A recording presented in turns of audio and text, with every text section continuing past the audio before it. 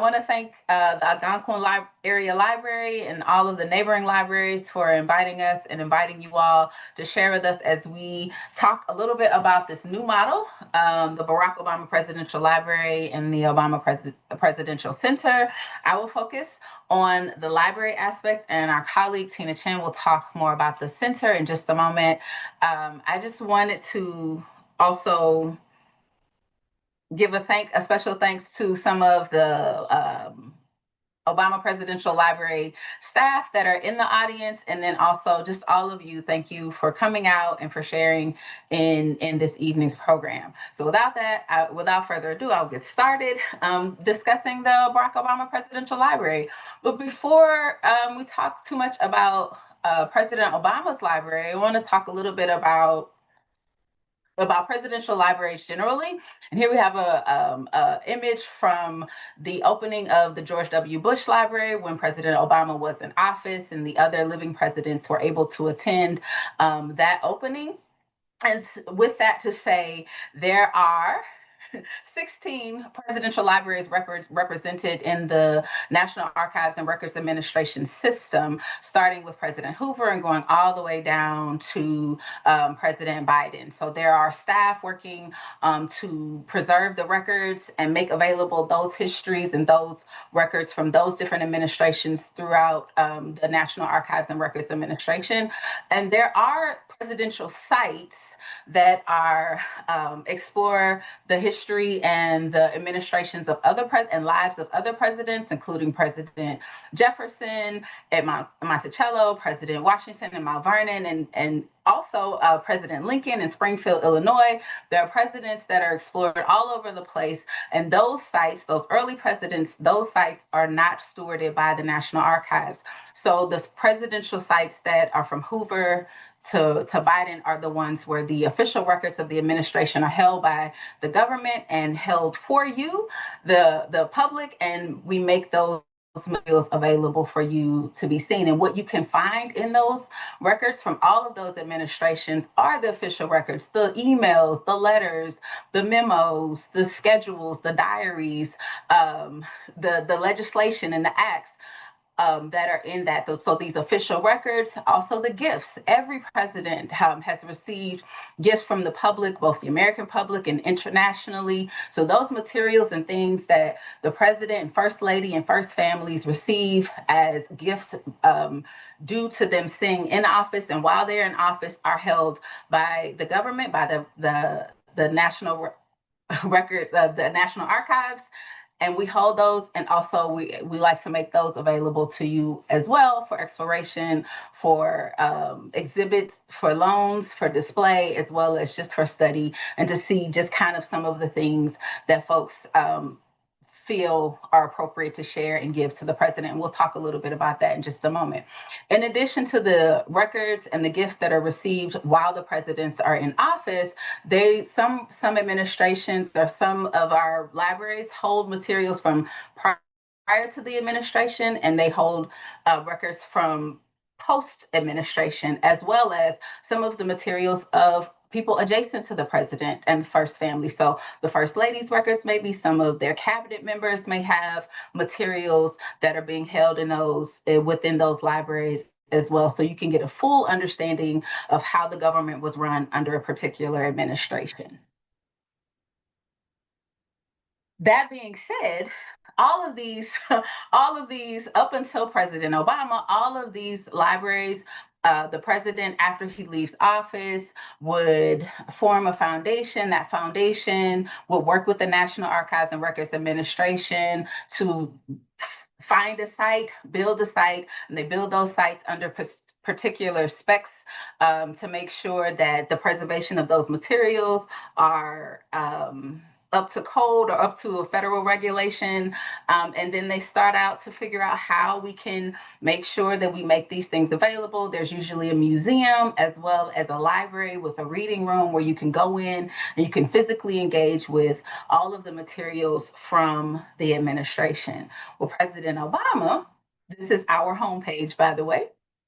Our library is the first born digital site, Born Digital Administration. More than 95% of the records that were produced during the Obama administration, all 8 years, were born digitally. So there's lots of material that's already in electronic format, not to be confused by the vast quantity of that material. The 5% that is still textual, that's paper, that's physical things that say this is what happened, is over 25 million physical pages. So there's lots of material in this administration to explore.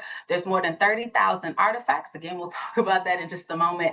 This actually equals over 75 terabytes of images. So there's lots of video footage and also still footage of the president and the first lady as they traveled, as they were in meetings, as they met with the public, and also did just the general work of running the country. And there's also quite a bit of video. And I'm just going to stop for a minute and see if I can share this video with you all. I'm not quite sure when it started. We know that President Kennedy and President Johnson each used a number of pens when they signed bills, and the clerk believes that it started with either Truman or Roosevelt. And the practice is that the president uses a number of pens and then gives the pens to people who worked particularly hard on a bill, who sponsored the bill, who really fought to get it done, or to whom the bill means a great deal. 6, 7, 8, 9, 10, 11, 12, 13, 14, 15, 16, 17, 18, 19. No, there's one more. This is the most pens that we've ever used. It will be 20 pens today. He has gotten much better at this. He, in fact, jokes about this, actually, that he's, at the beginning, it does not come naturally to use a number of pens when you're signing your name, and so, but he has now gotten very much in the groove. I've got to go. Today will be interesting because this is almost twice as many as he's used before. And he signed off on 20, so I'll just pass it back upstairs that we want to be. All right, 2 more. 2 more pens. 22. And since he's a lefty, as you can see, actually, this is done so that somebody who's left-handed, when they sign it, it's facing. Hey. Do you know what the record is on number of pens used on a bill? We have 22 today. The president used 40 pens in 1997 to sign the Taxpayer Relief Act. Is that right, Tim? Okay. Thank you. Okay, bye. Great work. But we don't know if that's a record overall. We don't know. Where that was, Tim just said he'd found that one. So we'll have to do a Google search and see if we can figure out what the actual record is. But I bet you that's pretty close. There it is.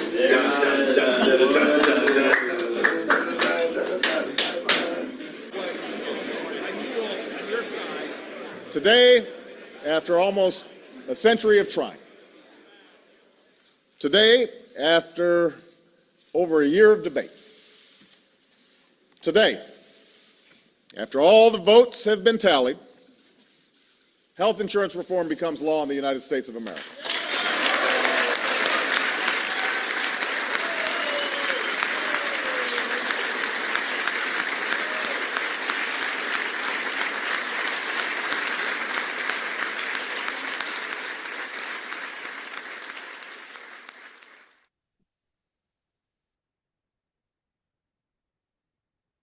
Awesome.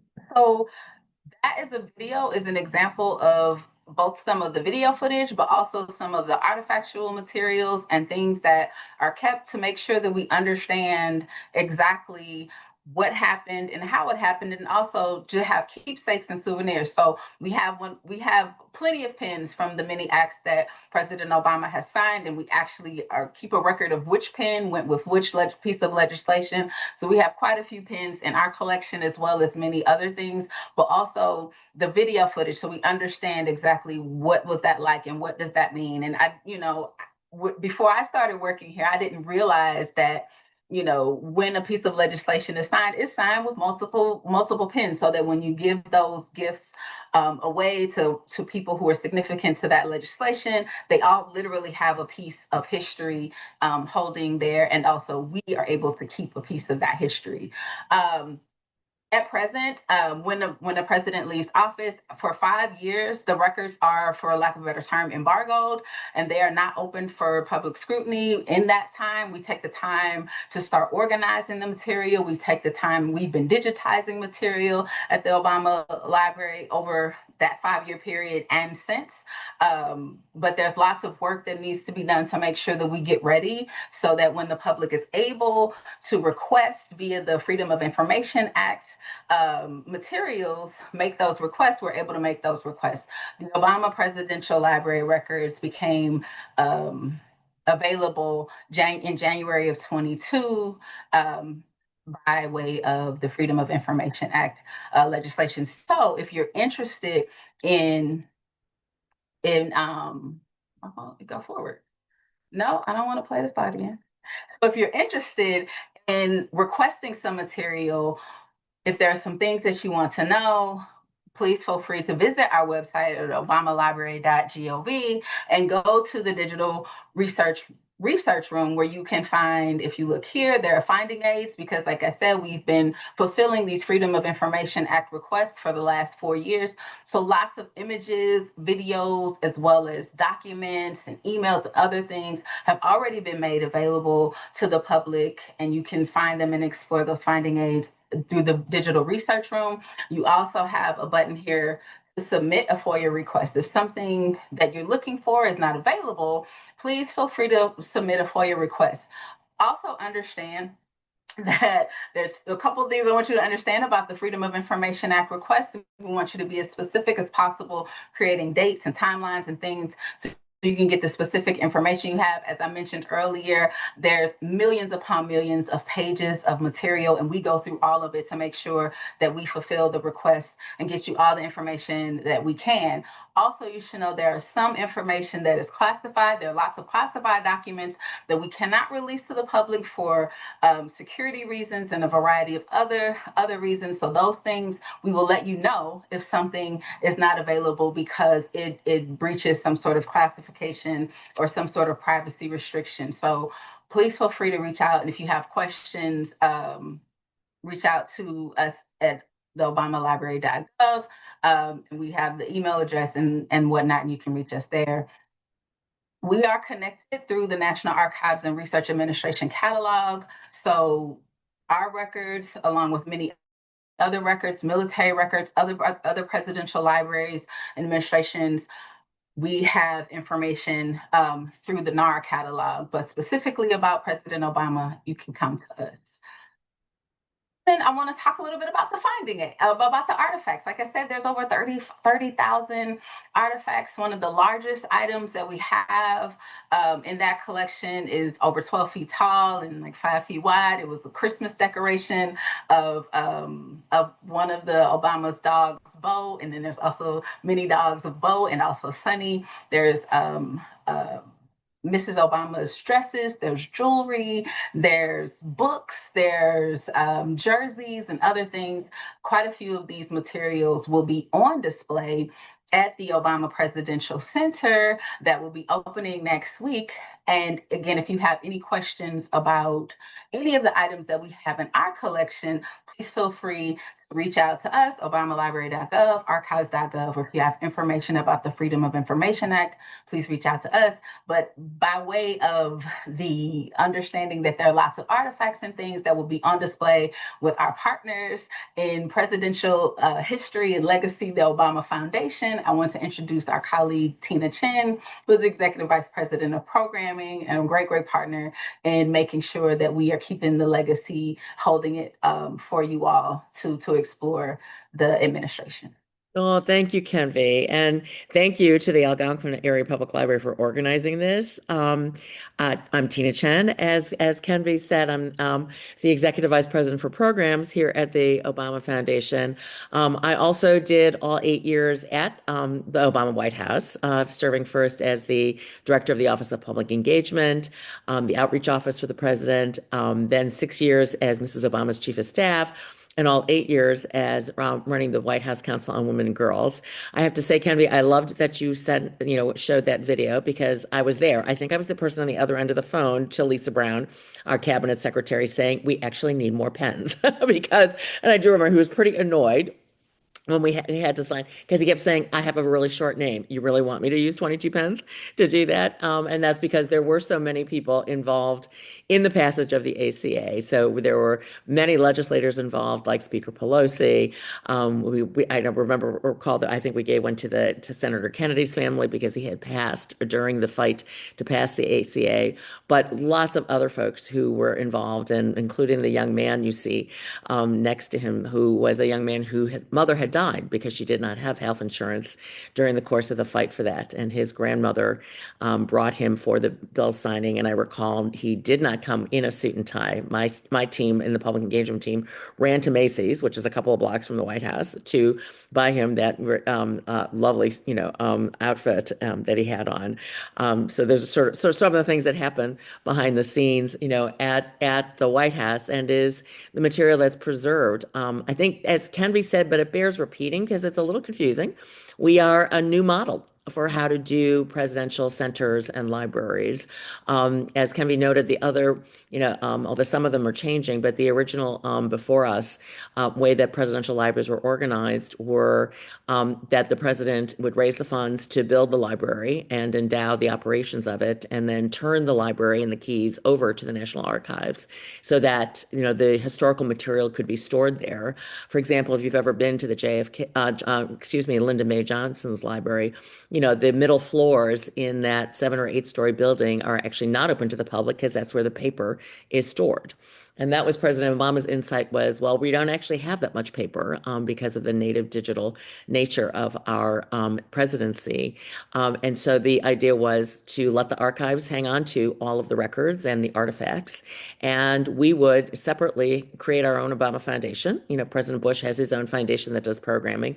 We would create a foundation that does programming, which I oversee, but also operate a physical space as well. And we would build a physical space as a presidential center, and to display then the artifacts and that we would borrow from the National Archives, and some of which we have that are not presidential, that were from his childhood or from the campaign, we would also display. But then we would also do programming and build something that's a community center on the south side of Chicago. So before I get into that in more detail, let me show you something, a little message from someone about it. I will say we are holding this particular webinar on an auspicious night because it is exactly 1 week from today when we will hold the opening ceremony for the Obama Presidential Center. You can live stream that on obama.org at 11 a.m. Central Time a week from today, next Thursday, June 18th. And on June 19th, on Juneteenth, we will fully open the Obama Presidential Center to the public. So let me just show you, we've got new material, hot off the presses, of a little bit of a short video that tells you who we are and what we're about. I like to think of the Obama Presidential Center as a tribute to what happens when ordinary people come together to do extraordinary things. Here on Chicago's South Side, the Obama Presidential Center offers the chance to explore a world-class museum and gather together for celebrations of all kinds. It adds to the vitality of Jackson Park, adding new gardens, a larger playground, and scenic paths for an early morning jog or an afternoon stroll. At the Obama Presidential Center Museum, exhibits explore the fullness of the American story, from the promise of our founding documents to the movements that challenged us to live up to them. You'll be able to walk through a full-scale replica of the Oval Office, relive the moments that defined my presidency, experience the impact of our history-making First Lady, and check out a few of her dresses too. And atop the museum, you'll be able to take in some stunning panoramic views of the city we love. We designed the Forum building with a focus on the creativity and imagination that's always defined this city. Here, programs and leadership trainings support and connect the next generation of change makers here in Chicago to those from all around the world. Public libraries are essential institutions, and that's why the Obama Presidential Center offers a new branch of the Chicago Public Library, and on the roof, a garden. At the center of it all A public plaza welcomes visitors for live performances and community festivals. A huge green lawn to throw a frisbee or spread out a blanket. And once it turns cold, we'll open up the best sledding hill in the neighborhood. At Home Court, visitors not only come together to get active, but to take action. That's the Obama Presidential Center. It couldn't be more important to us that it's happening right here on the South Side.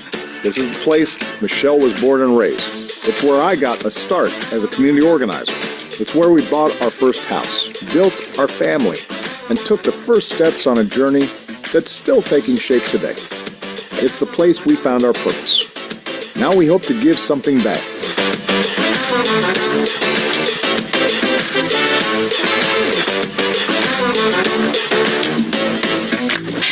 Hey, that was fantastic. That is, as I said, you're one of the few people who've gotten to see this so far. It is up on YouTube, but it's brand new. That really describes, the overall center. This is a great photo, actually, to leave up while I'm talking, Kenvi. So as the president said, the center, when we open next week, we are on 19 acres in the otherwise 500-acre Jackson Park on the south side of Chicago. We are a Chicago public park, so we're sitting on Chicago parkland. The only ticketed space in the whole 19 acres are the 4 floors of the museum, which occupy floors 2 through 5 of that tower, the tower at the center of the 19 acres. The other floors that we have, the opening floor on the first floor is open to the public, the ground floor. Next to and it looks like there's walkways and gardens on the top of it. That is the roof of the Forum building that you saw the president mention in the film. The Forum building is a 2-story building. One story of it is below grade, another is right at grade, and it contains the auditorium that you saw some images of. There are 6 classrooms in there for programming. We have a fully kitted out media suite for students and to learn how to do podcasting or record music, or for actually famous artists to come and record something new. We have a full service restaurant, and we also have a cafe, our retail shop, and lots of opportunities for programming. The south end, which has a little boxes on the top of it, you can see sort of a garden looking piece. That's the roof of the Chicago branch of the Chicago Public Library. So we really wanted a public space and a library. That's the library part of our institution, as opposed to Kenvi's, is this newest branch of the Chicago Public Library that includes, among all the usual things that Chicago Public Library has, a presidential reading room that has about 2,000 volumes that represent books either written by the President or Mrs. Obama, or ones that they selected that were influential to them or mean something to them. And that's a non-circulating portion of the library that is just meant to inspire people and allow people to explore that. We just opened actually a new case in there last week that includes several gifts that the president received, including, for example, the gift of a book that Pope Francis gave the president when he came to visit. And then we have the playground that you saw, 1.5-acre playground, the great lawn that you saw the president sort of touting that will be a sledding hill in the winter. And the far south building that looks like it has got solar panels on the top there is an NBA quality basketball court, because it is Barack Obama. So we've got a full-on basketball court, our athletic center, where we will do programming. It also has classrooms. It's also our largest gathering space for folks to come and gather, where we will hold, for example, our democracy forum for our programming. I would also be remiss, my revenue team would want me to say, we are also available for rentals. So we've already got, major events for other organizations that are happening on our campus as folks, find it as a new gathering space for the public. We've already opened. We did a soft opening from May to June where we welcomed about 30,000 visitors to come as we tested our systems before we fully open next week, and to see how many folks can come. For the ticketed spaces, we have tickets starting, our adult ticketing will start at $30 is the average, the actual regular ticket price. Illinois residents get a break at $26 a day. There's also free Illinois resident days, 52 days a week. I think those are Tuesdays, which are actually sold out until November. Our other weekend tickets are sold out through, I believe, the end of August, but we still have weekday tickets available. And we will be issuing more tickets sort of on a rolling basis throughout every month, a new tranche of tickets will come out.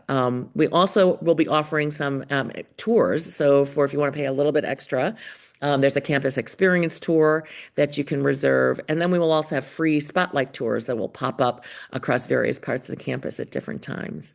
In addition to all of this, and I'm going to speak about our programming in a moment, but I want to make sure I highlight one of the things that was very important to us when we were in the White House was the arts. We really see art as an essential part of democracy and, how we interpret it, how it inspires us.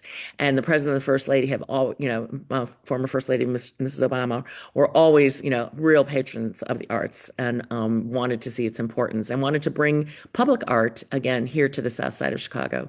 So on our campus, you will find 30 original commission works of art spread throughout the campus. Of those, only 2 are behind the paywall. The rest of those works are in front of the paywall for people to enjoy in the public spaces. And because they were commission works, they'll be permanent on our space. And they were the artists who came in while we were under construction to really understand the space and what was on it. And so they built to it. So when you come in, for example, to our Hope and Change lobby, which is a soaring 3-story structure that has a below ground level and that connects to a mezzanine level that connects to our first floor level, you will see a piece by Mark Bradford, the LA artist and collagist, who has a 3-story rendition and collage of the map of Chicago. You'll see a 2-story tall rendition by Nick Cave, Chicago artist Nick Cave, and Marie Watts, who's a Native American artist who collaborated for the first time on a 3-dimensional piece that stretches 2 stories. And you'll see on the flip side of the building, they built part of the building you cannot see from this vantage point. The north side facade of our building has an 80-story tall, 80-foot rather, not 80 stories, 80-foot tall painted glass installation by Ethiopian American artist Julie Meritu that was inspired by photos from the president's speech and John Lewis's engagement at the time of the crossing of the Edmund Pettus Bridge anniversary. That indeed is actually the inspiration for the lettering that you'll see on the screen text on the outside of the building. That inspiration for that screen text is actually an excerpt from the speech President Obama gave at that 50th anniversary of Bloody Sunday, the crossing of the Edmund Pettus Bridge. That was part of the Montgomery to Selma March during the Civil Rights Movement. And it speaks to things like, oh, what a glorious task we all have to constantly rebuild this democracy of ours. Because it's a call to action for that. It's not intended to be able to be fully read. It's an inspiration. You can read the full text on our website, obama.org. You can also read it in several places in the interior of the museum. And the other place you can see it, there was a bit of a flash during the video of our Sky Room, which is also a free space to the public on the 8th floor of the building, where you will be able to look out on the vistas of Chicago through the lettering, but stamped into the peak and of the ceiling of that soaring place is a hand-stamped art piece, again, installation by the artist Idris Khan, who does a lot of work. His work is based on words stamped into pieces of art. And Idris took all of the words from that speech, transferred them onto little stamps with the wording, and hand-stamped those in the sort of blue color that is our Obama blue color on the ceiling as an inspiration for that. We will have a water-featured garden by Maya Lin. And on our plaza, which is called the John Lewis Plaza that you saw, we will have a soaring arch by the sculptor Martin Purrier, which is called Bending the Arc of the Universe, which you may recall, is part of that Martin Luther King passage that President Obama is so fond of quoting. The arc of the moral universe bends slowly, but it bends towards justice. And those, again, are all things that will be available and free for folks to enjoy. One of the ways we hope they will enjoy is another feature we will unveil next week. So you're among the first people to hear about it, and will be very available to folks starting on June 19th, is we want people to engage with our campus, whether they can visit it or not, whether they're on a guided tour or not, through an audio guide. We are going to have some very innovative audio guides that we will unveil next week. We got a collaboration together with Bloomberg Connects. Many of you who may be part of cultural institutions may already be familiar with Bloomberg Connects. It's an app that Bloomberg has put out that many cultural institutions already use to put their guides on, to feature things about their upcoming events, to talk in depth about some of their collections. We partnered with Bloomberg to create special guides for different parts of our campus, including the art. including a family guide, including the interior of the museum, including some of our stories about the campus and our architecture. One of the things we had is we have some of the most famous voices in America, and you will hear narration by that. President Obama and Tom Hanks introduce and do the narration for the interior of the museum. Mrs. Obama is the anchor for the arts audio guide, and then we have the artists themselves narrating and telling our listeners, about their various pieces of work. We've got a children's version of this using Cree Summer, who many folks may know as the librarian from Abbott Elementary, voicing over. She portrays the voices of Bo and Sunny. And because we have free high-speed Wi-Fi throughout the entire 19 acres, these guides will be something that we hope folks will just download on their phones and use them and be able to enjoy this space, even though they may not have access to a guided tour, that this will be available. The museum also has, the president very much wanted to teach civics. And I think as you saw him describe in the video, the exhibit inside does not begin with him. He didn't want this to just be a story about his administration. He wanted this to be a story about the country. So the first set of exhibits that you see when you step off the escalator, onto the exhibit floor is the Declaration of Independence. That's what the first artifact is that you will see, because this is a story about the country and how we worked towards a more perfect union.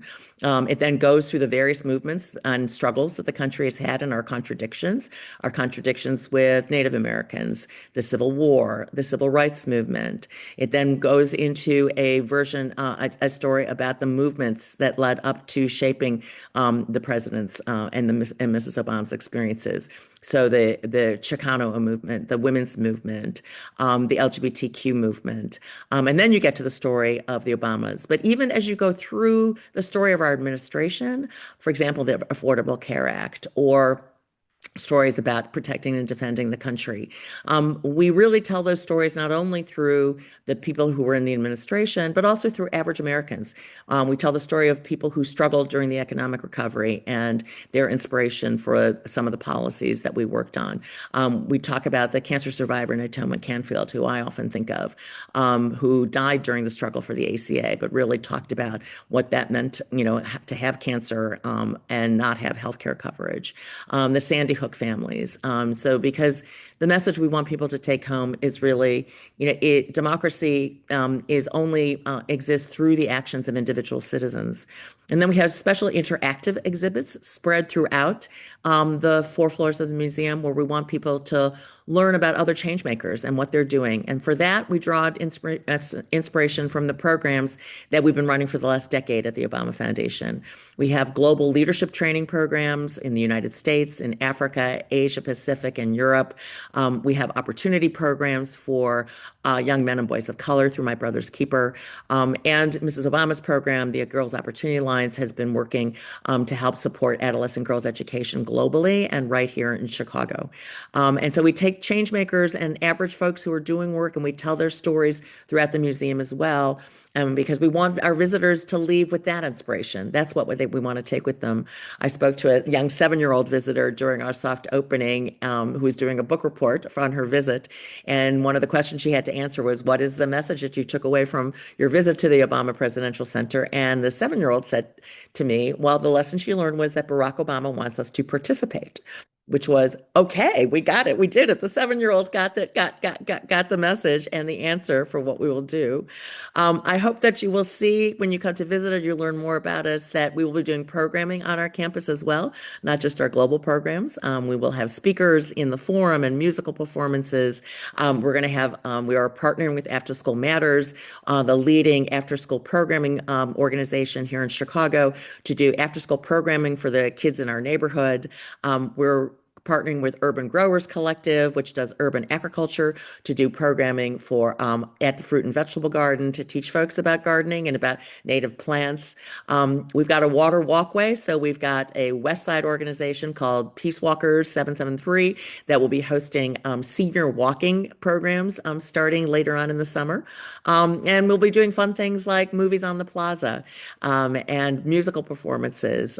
Indeed, if you happen to be in Chicago next weekend, weekend after we open on Juneteenth, Friday, Saturday, and Sunday will be an open public session where we hope people come onto the park, do bubble making, do we've got a plant bingo that we're going to, have families do in the fruit and vegetable garden. Do some sports activities with the various Chicago mascots from our different Chicago professional teams. And that's the kind of programming we want to showcase this weekend, but we will continue to do for the many, many years that we will be open after next week when we are open 363 days a year. A lot of this information about how to get tickets, how to, work with, get engaged with us, what programming we will have, will all be available to you on Obama.org. So I think Kenvi's got that teed up too, our website. Obama.org, is the website you can go to learn about, what else may be going on. You can use it to buy tickets. You can use it for group sales. We will have, self-guided field trip materials available for educators. We actually have a civics wing on the third floor of the museum. The president very much wanted to have a portion of the museum that was just dedicated to teaching about civics. And we have built, curricula off that educators can download and use before they get to the museum and then during and after, their tour of the museum. And so, I think with that, I can stop and, we can probably answer, both Kenvi and I can answer questions. And that's our website. So please join us.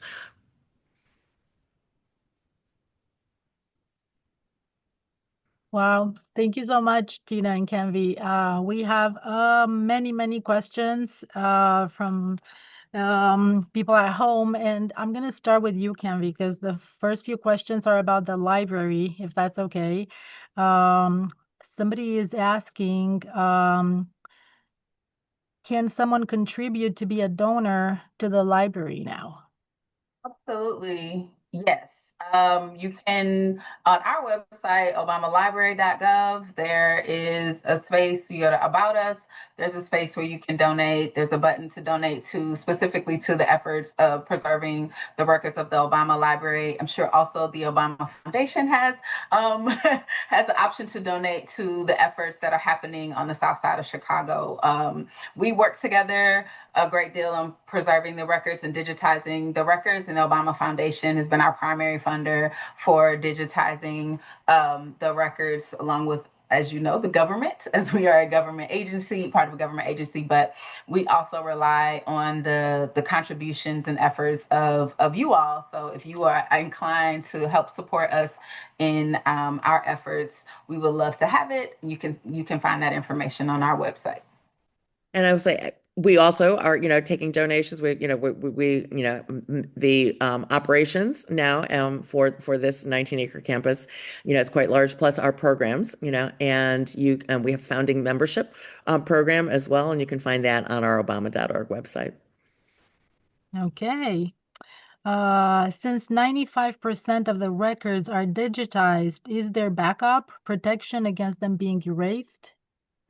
Yes, we are we're part of the National Archives and Records Administration. And so there is a full infrastructure to ensure that both the textual or physical materials that are held within the agency or within stewarded with NARA are protected and covered both from fire and other types of damage and theft and all of that, but also the digital records. We have servers, we have backups, we have hard drives, and there's lots of work to kind of transfer files to make sure that the format is in the most up-to-date format. As you know, as we're creating these different types of files, we don't use zip drives anymore. We don't use floppy disks anymore. That's a form of digital media.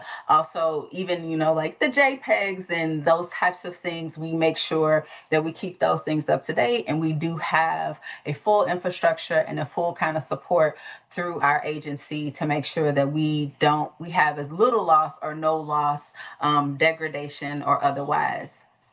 And also we are keeping our IT security in terms of hacking and making sure that we keep those things safe in that way as well. Okay, I think there's a little confusion. People are asking if the library is at a different location than the center, because you were talking about the Chicago Public Library that has a branch at the center, but where is the Obama Library at? Yes, we are in a different location. long story short, for a good deal of time, for almost 9 years, 9 years, we were in Hoffman Estates, the suburb of Chicago, where we did a great deal of digitizing material and organizing material. And just recently, in last fall, we trucked almost 20 truckloads of material, including the records and the artifacts, out to College Park, Maryland, where we have a major headquartered office site in College Park, Maryland. So there's Archives One, which is the central kind of archives building, which is in downtown DC, where we have offices and also have storage and materials held there. But there's also a great deal of material that is held in College Park, which is where we are located. But I will also say we still have a great deal of staff that are working remotely in the Chicago area and are working with those electronic materials to make sure that those FOIA requests are fulfilled, and also are looking forward to engaging with residents in the Chicago area and the suburbs to do community type in-person programming and hybrid programming, talking about archiving generally, about government records generally, and also very specifically about the Obama Presidential Library Administration records. So we are both, and then we also have staff here in College Park, Maryland, with DC, Washington, DC region, where we have staff that are doing a lot of the same. The digitizing continues here. So there's staff that are working to digitize material here, as well as there's staff that are working to engage and do in-person programming, as well as virtual programming from here. Like I'm in the DC area now, as well as in the Chicago area. Okay, thank you, Kenvi. And I guess all the following questions are going to be for you, Tina. Audrey says that her senior group plans on visiting the library, as well as they're big fans of President Obama. And she's asking, what do you recommend them see first when they get there? Like, what's the Well, place? there's certainly a lot to see. I will say, if you're coming with a group of seniors, one of the other things we spent a lot of time working on was accessibility. So I hope that you will find it both accessible to folks, who are, physically challenged, but also, we worked hard on our visual descriptions for those who are visually impaired, and equipment for for hearing impaired as well, that we hope people will be able to use. The first thing to look at, I actually, someone asked me also what was my favorite space. I do think one of my favorite spaces is the public space. This is here, right here. You just saw it on it, just flashed on the screen, was the Mark Bradford. When you come into, and you can do it in the public without a ticket, come into our first floor of the museum building, you will see this soaring artwork that is in there. This is this piece right here by Mark Bradford. That is the three-story piece I was referring to. That is a rendition of the map of Chicago, and it's intended to evoke the Great Migration. When you can see the train tracks, and that really extends from below ground level all the way up to our second story, and it's amazing. Opposite it, that you can't see on the other side, is a piece by a Chicago artist, Nick Cave, collaborating with Murray Watts on a textured 3D beaded and Jingle Bells piece. And it is not public yet. It only just got installed yesterday.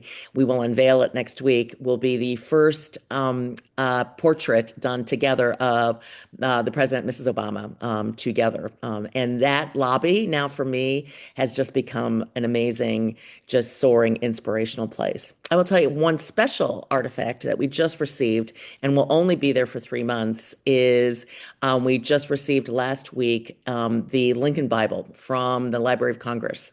And we are borrowing the Lincoln Bible, which President Lincoln used when he was inaugurated. And then President Obama used that Bible twice for both his inaugurations to be sworn in. And we actually now have that Bible. We will only have it for 3 months. It's right behind the case that holds the Declaration of Independence. So, that's a special thing that will be time limited to look at.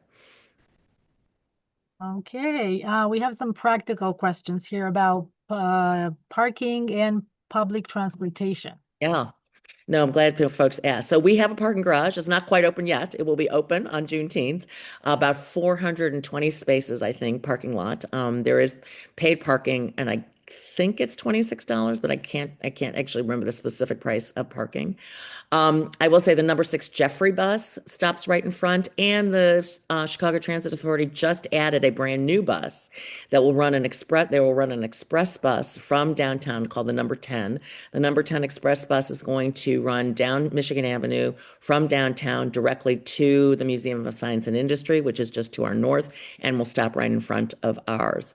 The electric Metro train stop at 61st is just 2 blocks away. There is not an L stop. That's close, but there will be additional buses running from the L stop that's to the west, further east to us. I'm especially excited about the number 10 bus. And I will say for the summer months this summer, Choose Chicago will be subsidizing the big bus, tour bus, to come free actually to the Obama Presidential Center as well. Okay, I think that covers it. Somebody is asking if they can access the grounds before the 19th. Maybe No, just yeah, the we grounds, no. We had soft opening from May 4th until just this past Sunday. But we're closed right now, and I apologize. I saw a question in the chat about the streets right now surrounding the center, which are closed, and I apologize for that. They're closed because we are building out the security and the staging that we need to have the large, grand opening ceremony a week from today on June 18th.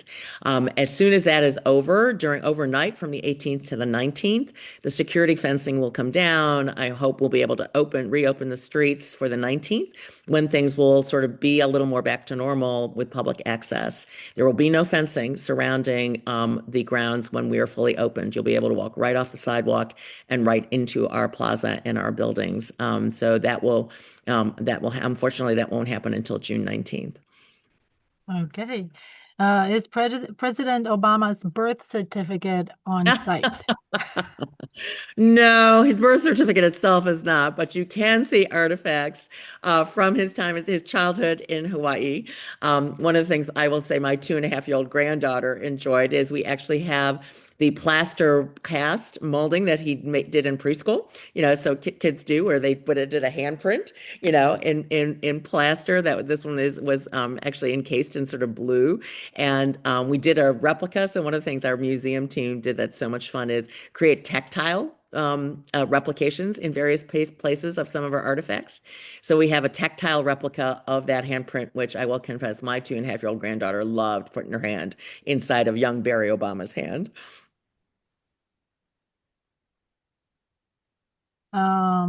They're asking about the architect and how they came up with the design for the building.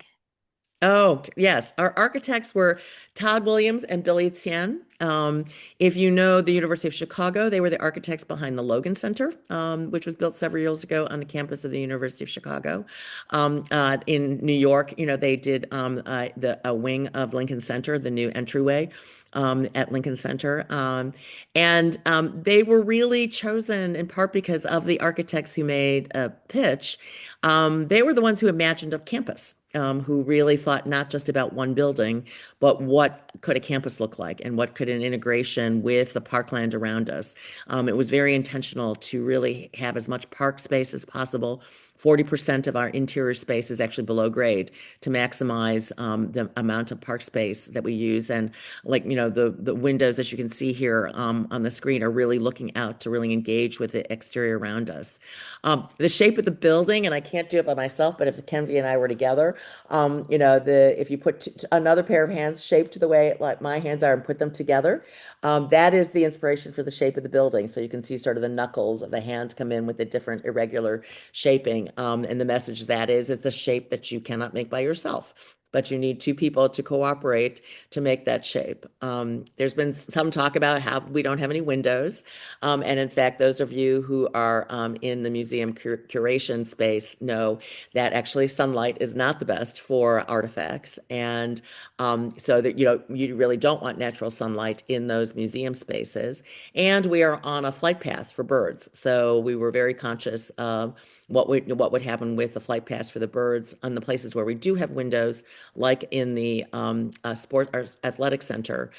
We use bird strike glass for all of those.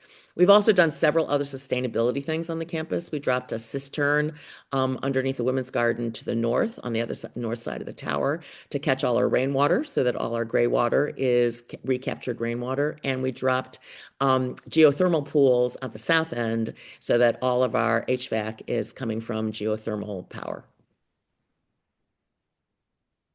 So is our branch, actually, Oh, geothermal. fantastic. Yes. Yeah. How much did President Obama and Michelle work with you to plan out the 19 acres?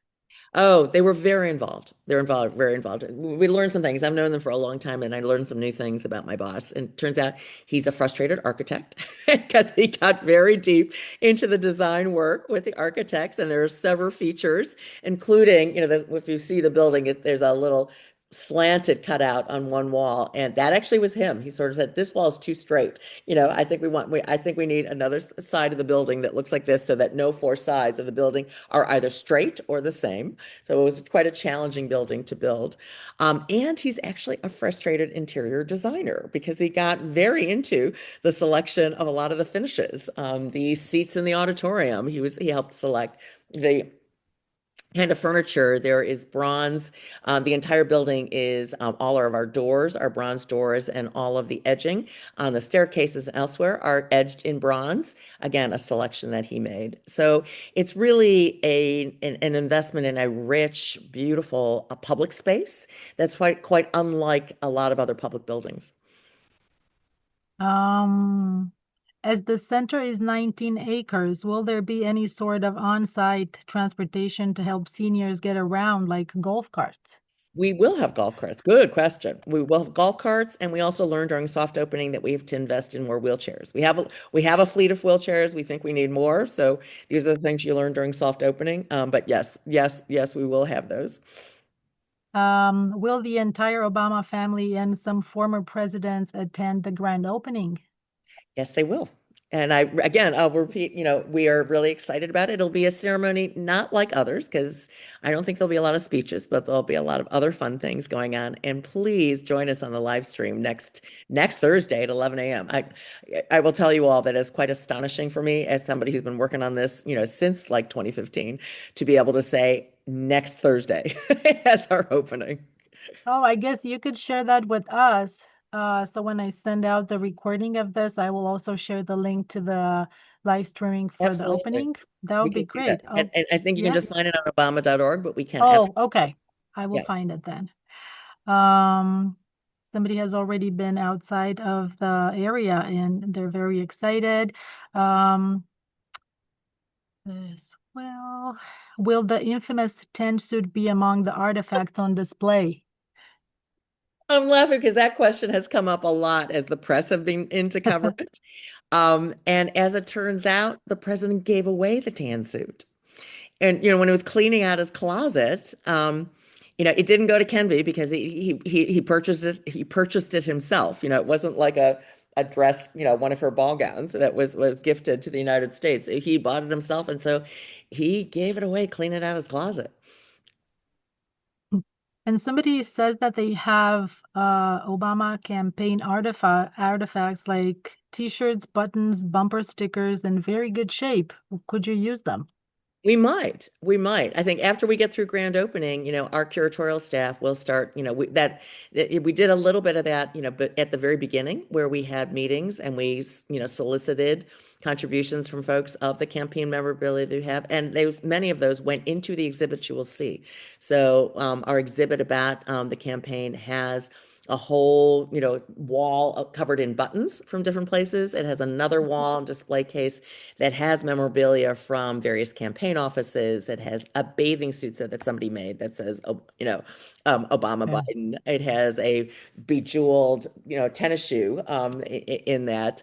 And so, these are all, as Kenvi knows, we will have to circulate out, over time, to preserve them. And so would welcome that. I think there's a place on the website to tell folks that, but if not, I can, sort of find out more and follow up. But it's something as after we get past this opening and we start looking to the next exhibits, we will be asking folks. I want to also just acknowledge and thank Kenvi for her partnership throughout all of this. We obviously couldn't put the displays on without being able to access and to borrow, as other museums do, borrow the Obama artifacts from the National Archives. So we do have a display of Mrs. Obama's dresses, for example.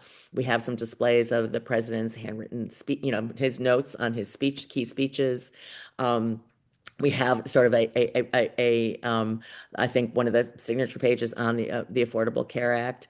Those really came about because of the partnership we have in the National Archives, who've worked with us, on helping to curate those, have been, worked with us every step as they've been installed, so that we make sure that we're preserving them carefully. And we will continue that partnership as we circulate out the dresses for a new round and other artifacts as the years go by. And I'd say So, can I add really quickly, it has been an absolute honor to be able to partner and to be able to make sure that these artifacts and items see the light of day and also people get to engage with them.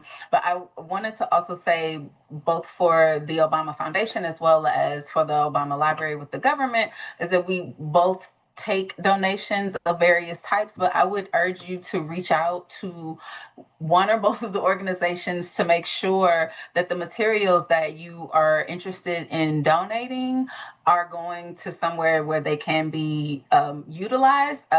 There are lots of buttons and there's lots of campaign materials, and it may be that either the foundation or that we have several of them already, and in that instance we wouldn't want 7 or 8 of the same thing. So we want to make sure that you don't just send things to the foundation or to the library, but to make sure that you reach out to the curatorial staff on either ends. yeah. There was another question for you, Kenvi. Will the digitized documents be accessible from the center as well? We're building our relationship with the foundation, and as we've said several times, this is a new thing that we're doing, and we're working on different ways to make sure that we get maximum access to the public with these records. And so right now, you can access the records that are available right where you are, on your phone, on your tablet, on your computer, through our website. And we are working on ways to make it more interactive and more engaging, and also working on ways with the foundation to make sure that we can answer questions in real time and make sure that we're engaged. So we also have Ask an Archivist programming, virtual programming, and you can email us through NARA. So we'll see. We're working on trying to figure out how we make things work. But right now, you can access the materials right where you are. From anywhere, yes. Yeah. Okay, regarding youth programs, will there be online classes available? My family would love to participate, but we live very far away. Well, in the future, sort of one of our ambitions, obviously, the president very much wants a lot of the material that's in the museum available online for that very reason, so that the reach can be beyond just folks that can physically get themselves to Chicago. I will say that the audio guides on the Bloomberg Connects, when that goes live, the app, I could sit here right now and access the material from the New York Metropolitan Museum. So our audio guides will be available, on Bloomberg Connects virtually. And over time, we will be putting more and more content available, we'll have both content that's generally available. We're going to be doing some exclusive content for folks who are members. And we'll continue sort of through the programming that we're putting together, be able to stream, much of our material, we hope.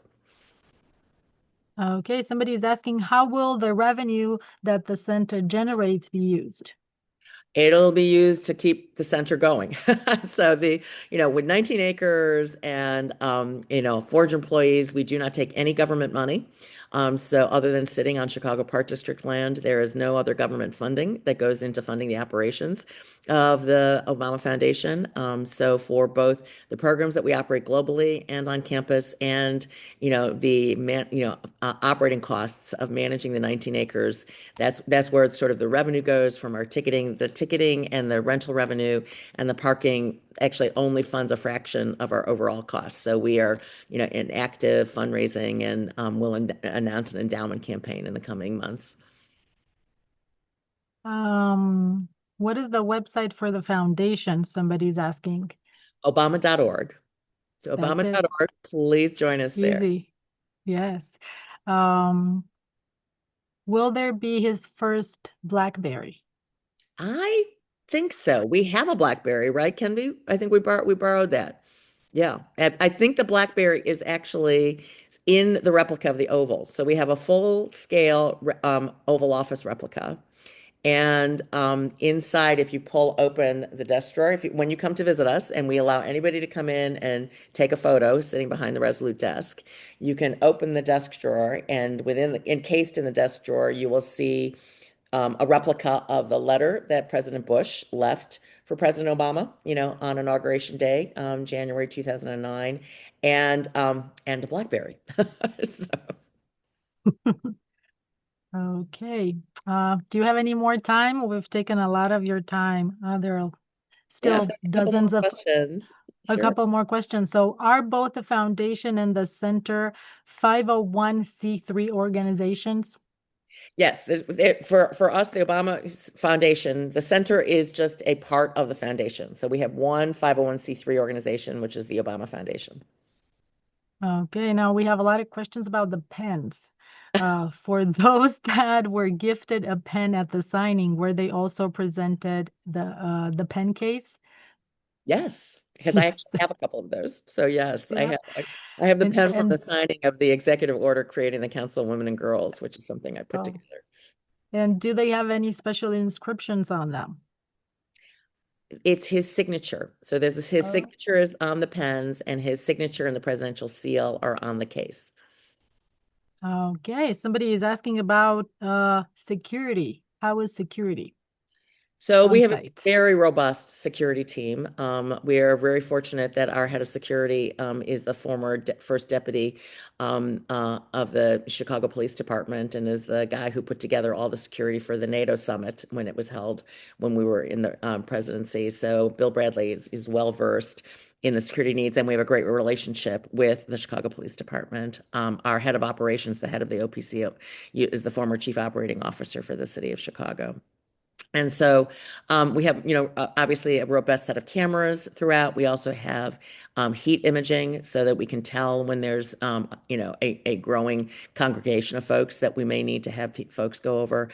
I will say one of the things we got out of soft opening, the overwhelming comment was about our staff. We've actually hired all of our public facing staff. So whether it's our custodial staff or our wayfinding staff, security staff, for the hours in which we are open and engaging with the public, we have directly hired that staff. We will use contracted staff in the off hours because we wanted to make sure we trained our staff for those who would interact with the public, to be folks who would engage the public positively and be representatives of the Obamas and the foundation with the values that we hold. And I'm really delighted to hear that, these are our newest staff. They were all just hired in April. We got just great reviews from them during soft opening. They are an incredibly enthusiastic and welcoming group. So including our security staff, who are well trained in de-escalation and other ways to do security safely.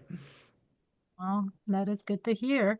Somebody is asking about whether they need tickets to visit the center if they're just if they're not taking a tour, but just visit the first floor and the grounds. Absolutely, you do not need a ticket. You can come, you can go to the public library, you can go to the playground, you can experience the water walkway, take a picnic on the Great Lawn. We've got picnic tables and grills, we've got those too. Take a stroll through the fruit and vegetable garden. Absolutely. The only time you need a ticket is to go into the 4 floors of the museum itself. Okay. And how would organizations learn more about programming and potential partnership opportunities? Oh, I love that question because I oversee all of the programs. So we would love to get input from folks. So on our website again, that's really the place where you can find anything. We actually have a page called Ways to Engage, where we actually invite folks to fill out a form. If you've got a program, if you've got a talent, if there's something else that you would like, to partner on or suggest. Please go to the website obama.org. You can find the Ways to Engage page, fill out your information. And my team, we are, regularly going through that as we start to plan out, the rest of our programming for this year and into the next year. Looking for partners and ideas is something we're really open. We know we are fortunate to be in Chicago, where there is just a wealth of organizations and cultural institutions and educational institutions that have explored a lot of the issues that we care about and are already touching a lot of the citizens that we want to reach with existing programming. And we want to actually partner with those. We don't want to reinvent, any really good working wheels that are out there. Yeah. And I'll just do one last question because there are dozens left. We're not going to be able to cover all of them. Most of them can be answered if they just do a real research on the website. One last question is the Juneteenth live stream, will it be available at a later date or not? Yes, Will it be recorded just like this one? it will be. And to be clear, the live stream is on June 18th. 18th, I meant, yes. So the Yes. ceremony is June 18th, a week from today at 11 a.m. Chicago time. And then we will have it, available for later viewing. And June 19th, on Juneteenth, is when we are fully open and publicly open, and you don't need a Yeah. ticket to come. Yes. And can the top floor be visited? Yes. So the Yes. top floor Okay. can be visited without a ticket. We're going to set up some timed ways of getting up there. So because we've learned our elevators can get a little Yeah. busy. So we may institute a registration for a time ticket to be able to go to the eighth floor. But the eighth floor can be seen either as part of your ticketed experience or as a member of the public that has not bought a ticket to come up to the eighth floor. Well, this is exciting for sure. We're gonna pack probably 2 buses and visit you in October. So, Oh, and please a lot come of there. other people, a lot of Please come. mentioning of, yes, we will be there. Well, I just want to thank you so much for taking the time today, Kenvi and Tina. I know you're super busy with the grand opening, but thank you for stopping by and sharing all of this with us. Thank you so, so much.